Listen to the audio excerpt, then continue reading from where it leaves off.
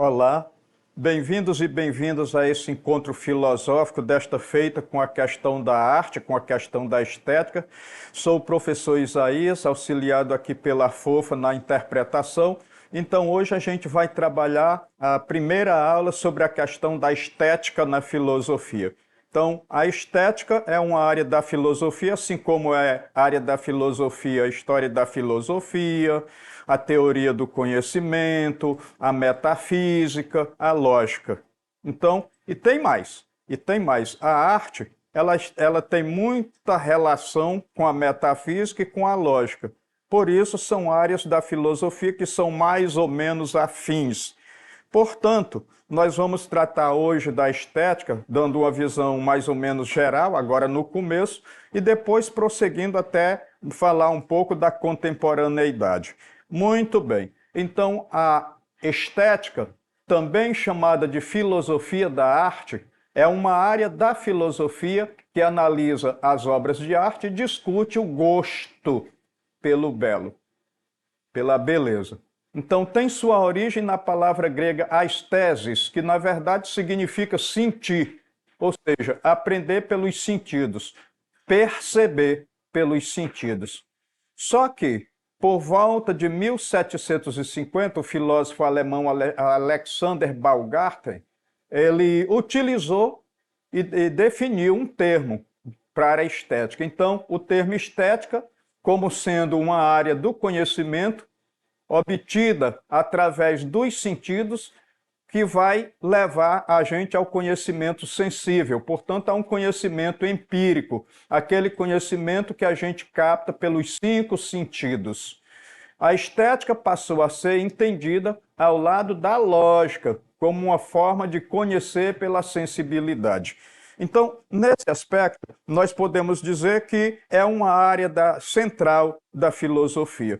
Aí a gente diz, mas discutir arte, aquela coisa de discutir arte, parece uma coisa tão antiga e mais ainda uma coisa tão inútil.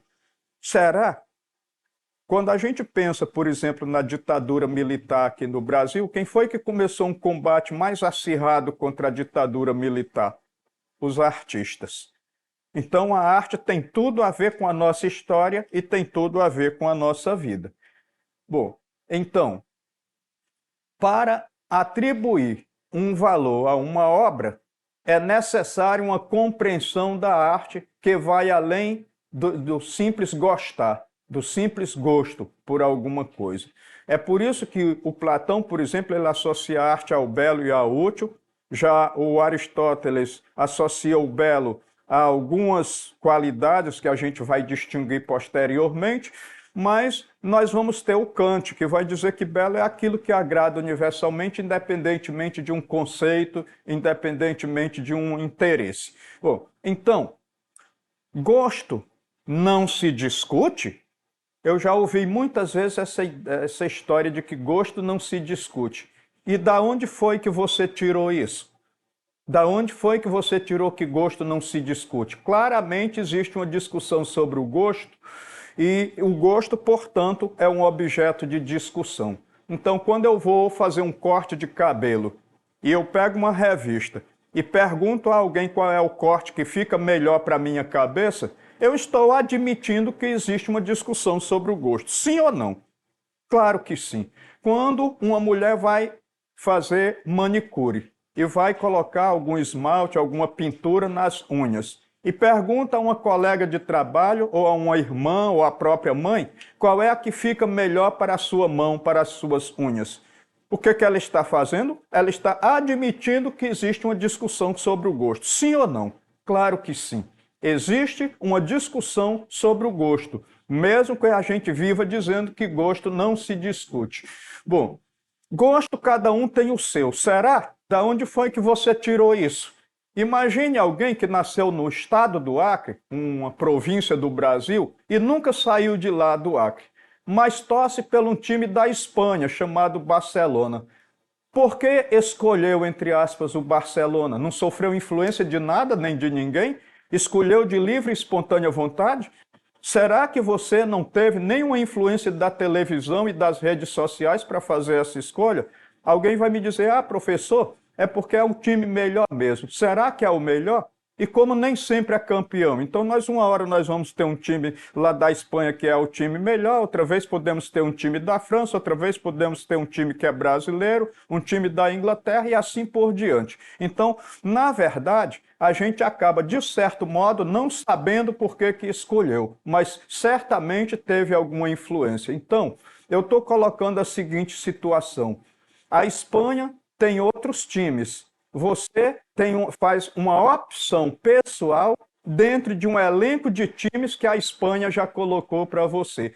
Pior ainda, que a mídia já colocou para você. Então, essa questão sobre o gosto é uma questão que, ela, além de ser uma questão que está aí na ordem do dia, gosto cada um não tem o seu. A maioria dos nossos gostos, da nossa moda, ela sofre influência da cultura a qual a gente está inserido e a gente sofre também por aquilo que é mais divulgado. Eu costumo dizer que até nas eleições a gente acaba votando no candidato pela quantidade de informação que recebe sobre eles. Muitas vezes não julgando se essa informação procede ou não procede. Mas, de qualquer maneira, nós temos que admitir duas coisas. Primeiro, gosto cada um não tem o seu. E segunda coisa, gosto se discute sim. Quando eu estou dizendo que gosto cada um não tem o seu, eu estou dizendo que você faz uma opção pessoal em cima de um elenco de gosto que a mídia e que a sociedade já colocou para você. Então você é influenciado nas escolhas que faz.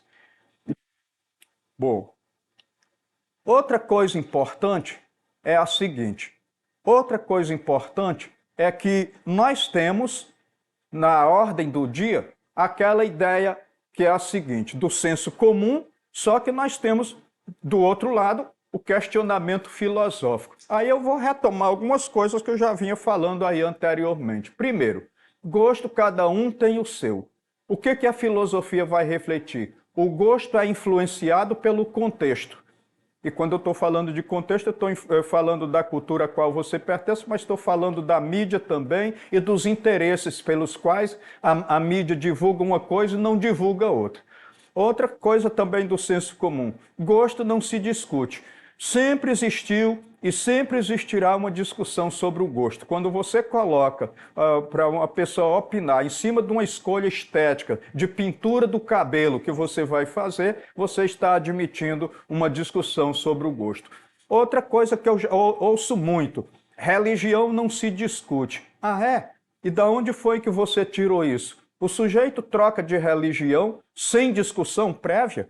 Então, vamos pensar na época de Dom Pedro II, há mais ou menos 130 anos atrás, a gente tinha uma religião cristã aqui no Brasil, que era a católica. Agora nós devemos ter aí aproximadamente umas 2.000. E você acha que em 130 anos essa mudança aconteceu sem discussão nenhuma? É muita ingenuidade acreditar nisso. Bom, então, política não se discute. Bom, se a gente não discute política, vai discutir o quê? Porque a política é a arte da discussão. Outra coisa do senso comum. Para tudo há um tempo. Isso aí também está no livro do Eclesiastes, né? Só que nós tivemos um filósofo artista aqui no Brasil que cantou uma música. Quem sabe faz a hora, não espera acontecer. Esse cara é Geraldo Vandré. Então o que eu estou dizendo? Para algumas coisas, como por exemplo, para plantar e colher, existe tempo. Agora, para mim casar ou ficar solteiro, isso aí sou eu que decido. Sou eu que decido com mais alguém que esteja disposta a casar comigo. Porque, sendo assim, a gente tem que entender que determinados tipos de coisa têm tempo para acontecer e outras a gente sabe e tem que fazer acontecer. Então, a gente tem que ter muito cuidado quando a gente diz que para tudo a gente tem que esperar pelo tempo. Não, para algumas coisas, para muitas coisas, você tem que fazer o tempo. Outra coisa. A beleza depende do olhar de cada um. Ah, é? E da onde foi que você tirou isso? A beleza, ela é simplesmente objetiva, mas é também subjetiva. Então, o que eu estou querendo dizer com isso? Quando eu digo que a beleza é objetiva e ela é subjetiva. Quando eu estou falando que a beleza é subjetiva, eu estou dizendo justamente isso. O belo depende do olhar de quem vê. Mas quando eu estou dizendo que a beleza é também objetiva, o que eu estou dizendo? Eu estou dizendo que tem coisa que é mais bonita do que a outra, eu querendo ou não, eu gostando ou não. O meu olhar dizendo que aquela coisa menos bonita é a mais bonita, mas sempre vai haver uma coisa mais bonita do que outra, objetivamente falando. Então, agora nós temos aí 4 imagens de 4 animais. Nós temos um tigre branco, um husky siberiano, um lemure aié-aié e um peixe-gota. Um peixe-gota. Nós temos, a maioria das pessoas dizem que o animal mais bonito da natureza é o tigre branco. Eu, particularmente, sabendo que a beleza é subjetiva, eu mesmo não acho. Eu acho que o cachorro da raça husky siberiano é o animal mais bonito da natureza. Mas você há de admitir que tanto o tigre branco quanto o husky siberiano são 2 animais muito belos. Aí você vem dizer, não, professor, mas é porque você gosta mais de cachorro. Não. O belo é como o Kant diz, não depende de interesse ou de conceito. Eu posso nem saber que ele é um cachorro. Portanto, eu não tenho um conceito. Eu posso nem gostar dele, eu posso até ter medo dele. Aliás, eu tenho medo de uma cobra coral, mas eu acho ela muito bonita. Não quero brincadeira com ela, mas ela é um animal bonito. Por outro lado, nós vamos ter aí o lemure, aié-aié, e nós temos o peixe-gota. Ora, se alguém me disser que esse peixe-gota é mais bonito do que esse cão da raça husky siberiana, eu acho que ele está querendo fazer gozação da minha cara. Está querendo brincar comigo, porque, na verdade, a beleza é objetiva. Eu posso achar o peixe-gota mais belo do que o lemure, aié-aié. Eu posso achar o tigre branco mais bonito do que o husky siberiano ou vice-versa. De qualquer modo, é uma discussão que se pode fazer, mas mesmo traçando essa discussão, eu não quero admitir que o lemure e o peixe-gota seja mais bonito do que um desses outros 2 animais que a gente colocou aí nessa imagem. Então a beleza ela é subjetiva, depende do olhar de quem vê, mas ela é também objetiva. Uma coisa é mais bonita do que a outra, independentemente de você gostar ou não gostar, de você querer ou você não querer. Então, nós temos aí o filósofo Immanuel Kant, e agora nós já estamos na modernidade, ainda não estamos na contemporaneidade, que ela vai começar no século XIX, o Kant é do século XVIII. Ele propôs uma importante mudança no que diz respeito à compreensão da arte. Para ele, a existência da arte depende de 3 coisas: do artista, da obra e do público. O artista como gênio criador, a obra que é de arte objetiva, aquilo que é produzido com a sua beleza, e finalmente o público, que vai perceber e julgar essa obra de arte. Então Kant desenvolve uma ideia de que o gosto não é tão subjetivo como se imaginava. Para haver gosto, é necessário que haja educação e a formação desse gosto. O artista, por sua vez, é compreendido como gênio criador, responsável por interpretar o mundo e alcançar a beleza através da obra de arte. E aí eu tenho aquele conceito de beleza do Immanuel Kant que eu acho assim, digamos, o mais preciso. Então, belo é aquilo que agrada universalmente, independentemente de um conceito ou de um interesse. O que quer dizer o seguinte: eu posso achar uma pessoa ou uma coisa bonita, mesmo que eu nem conheça, que eu nem saiba a história dela, que eu nem saiba do nome, por isso eu não tenho um conceito. Por outro lado, eu posso achar uma pessoa bonita, uma mulher bonita, mesmo que eu não queira casar com ela, não queira que ela seja minha filha, que eu não queira para mim de jeito nenhum. Eu posso até ter raiva dela, mas mesmo assim eu posso achar bela. Bom, então, esse é um pensamento de Immanuel Kant. Já a escola de Frankfurt, que essa sim, já é da contemporaneidade, a gente está fazendo um passeio aí pela questão da arte na história, então vai traçar uma mudança radical, né? A escola de Frankfurt ela vai ser inaugurada aí na Alemanha, né? O Instituto de Pesquisa principalmente, e nós temos como figuras centrais da escola de Frankfurt o Theodor Adorno, o Max Horkheim e o Walter Benjamin. Agora, eles seguem o pensamento de Karl Marx e tecem duras críticas ao capitalismo e ao seu modo de produção. Por quê? O capitalismo subordinou a arte ao mercado, em função do lucro. Então, até a arte agora se tornou uma mercadoria que você pode comprar, vender, trocar, alugar, exportar, importar, doar. As obras de arte passaram a ser manipuladas, transformadas em mercadoria para satisfazer os ideais burgueses de lucro dentro do modo de produção capitalista. Então, a partir desse pensamento, Walter Benjamin, que vai viver aí no final do século XIX, início do século XX, publica uma importante obra chamada A Obra de Arte na Era da Sua Reprodutibilidade Técnica. Então, nela, o filósofo afirma que a arte, por ser muito reproduzida, ela acaba perdendo sua originalidade, sua áurea, mas aí ele vai defender que essa reprodutibilidade da arte facilitou o acesso da arte a muitas pessoas, por outro lado, degradou a obra de arte. A arte passou a servir ao modo de produção capitalista. Então, o que ele vai fazer? Ele vai fazer uma proposta de que a arte volte a ser engajada no sentido de resgatar o belo para promover a justiça social. E aí eu não preciso retomar a ideia dos artistas que cantaram contra a ditadura militar aqui no Brasil. Vai de encontro a esse espírito do Walter Benjamin de querer que a arte seja libertadora. Então agora, aí na página 141, nós temos uma questão, na 141 do nosso livro didático, e nessa questão nós temos aí uma imagem, não é? O bicho de bolso, alguma coisa aí de 1966, da escultora Lygia Clark. Então, aqui nós temos o seguinte no texto, página 141.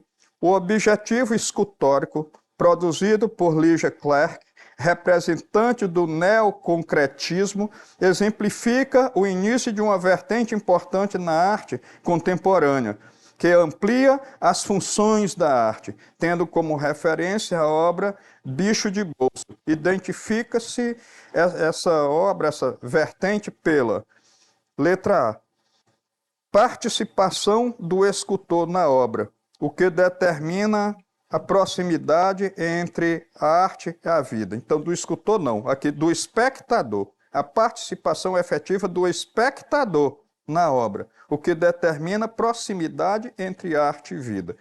Então, na letra B, nós temos o seguinte: percepção do uso dos objetos cotidianos para a confecção da obra de arte, aproximando arte e realidade. Bom, então, mas, por exemplo, o papel não é uma coisa tão recente na história. Letra C. Reconhecimento do uso de técnicas artesanais na arte, o que determina a consolidação de valores culturais. Letra D. Reflexão sobre a captação artística de imagens com meios ópticos, revelando o desenvolvimento de uma linguagem própria. Letra E. Entendimento sobre o uso de métodos de produção em série para a confecção da obra de arte, o que utiliza as linguagens artísticas. Bom, então, como alternativa verdadeira, nós temos aí a letra A, participação efetiva do espectador, portanto, de quem observa, na obra de arte, o que determina proximidade entre a arte e a vida. E tem tudo a ver. Então, nós devemos cada vez mais fazer um esforço de não tornar a arte alheia à própria vida. A arte, ela tem que estar engajada no mundo, principalmente no que concerne aquele pensamento de Walter Benjamin para a transformação da sociedade. A arte, ela tem, portanto, uma função libertadora. Então, eu quero que vocês continuem fazendo sempre uso do nosso material didático, visitando as nossas plataformas para retomada e reforço dos conteúdos. Aqui a gente agradece esse primeiro encontro que nós tivemos sobre a estética. Breve nós teremos o outro encontro que é sobre o belo artístico, pura e simplesmente.